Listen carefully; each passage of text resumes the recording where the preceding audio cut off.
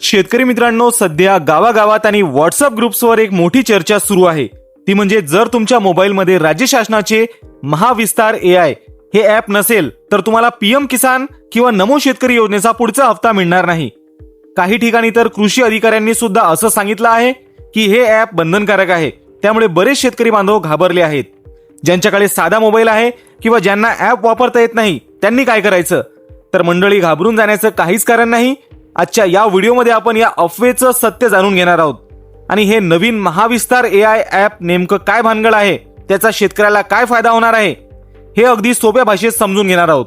त्यामुळे हा व्हिडिओ शेवटपर्यंत नक्की पहा आणि अशाच खात्रीशीर माहितीसाठी आपलं YouTube चॅनल सबस्क्राईब करून बेल आयकन नक्की दाबा. तर मित्रांनो, सर्वात आधी तुमच्या मनातील भीती दूर करतो.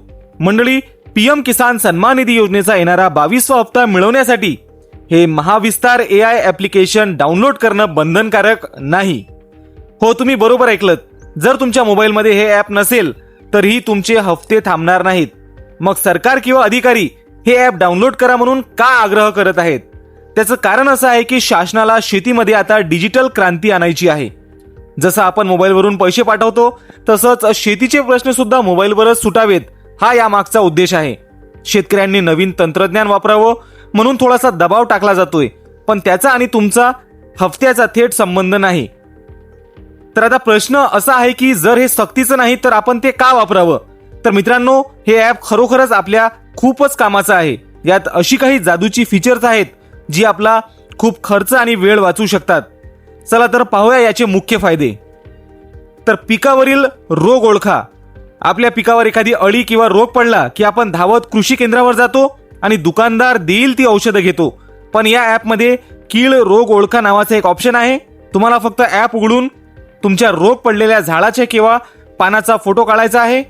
हे ॲप तुम्हाला लगेच सांगेल की या पिकावर कोणता रोग पडलाय आणि त्यावर कोणतं औषध फवारायचं आहे. आहे की नाही? एकदम सोपं. त्यानंतर घर बसल्या पीक सल्ला.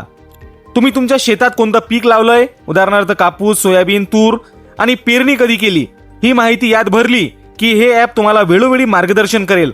खत कधी टाकायचं, पाणी कधी द्यायचं, हे सगळं मोबाईलवर समजेल. त्यानंतर एका क्लिकवर शासकीय योजना. सर्वात महत्त्वाची म्हणजे आपल्याला योजनांचे फॉर्म भरण्यासाठी सेतू सुविधा केंद्रात चक्रा माराव्या लागतात. पण या ॲप्लिकेशनद्वारे तुम्ही नानाजी देशमुख कृषी संजीवनी अर्थात पोकरा योजना असेल किंवा महाडीबीटी योजना असेल तर या दोन्ही योजनांचे अर्ज थेट इथूनच करू शकता. ठिबक, तुषार सिंचन, पाईपलाईन किंवा ट्रॅक्टरसाठी अर्ज करायला हे खूप सोपं पडेल. तसंच तुमच्या जवळच्या शासकीय गोदाम कुठे आहे, तिथे जागा रिकामी आहे का, किंवा भाडेतत्वावर ट्रॅक्टर यंत्र कुठे मिळतील याचे नंबर सुद्धा यात मिळतात. तर मित्रांनो, आता हे ॲप वापरायचं कसं? तर ते अगदी सोपं आहे. तुमच्या मोबाईलच्या प्ले स्टोअरवर जा आणि महाविस्तार AI असं सर्च करा. सुमारे 20 MBचं हे ॲप्लिकेशन आहे. ॲप इन्स्टॉल केल्यावर तिथे तुमचा शेतकरी ID अर्थात फार्मर ID टाकायचा आहे. तुमच्या नंबरवर एक OTP येईल. तो टाकला की तुमचं ॲप सुरू. ज्यांच्याकडे अँड्रॉइड मोबाईल आहे त्यांनी हे एकदा नक्कीच ट्राय करून पहा. तर शेतकरी मित्रांनो, थोडक्यात सांगायचं तर PM किसानच्या हफ्त्यासाठी हे ॲप नसले तरी चालेल. पैसे कुठेही अडकणार नाहीत. पण जर तुमच्याकडे स्मार्टफोन असेल तर हे ॲप नक्की डाउनलोड करा, कारण भविष्यात हवामानाचा अंदाज, बाजारभाव आणि पिकांचे रोग ओळखण्यासाठी हे ॲप आपल्याला खूप मदत करणार आहे. आपली शेती स्मार्ट करण्यासाठी याचा वापर करा. सक्ती म्हणून नाही तर गरज म्हणून बघा. तर मित्रांनो, तुम्हाला या ॲपबद्दल आणखी काही शंका असतील तर खाली कमेंटमध्ये नक्की विचारा. माहिती आवडली असेल तर व्हिडिओला लाईक करा आणि आपल्या इतर शेतकरी ग्रुपवर शेअर करायला विसरू नका. तर अशाच महत्त्वाच्या आणि कामाच्या माहितीसाठी आपल्या अमन मोहनावाले चॅनलला सबस्क्राईब करा. तर भेटूया पुढच्या व्हिडिओमध्ये. तोपर्यंत आपली आणि आपल्या कुटुंबाची काळजी घ्या. धन्यवाद.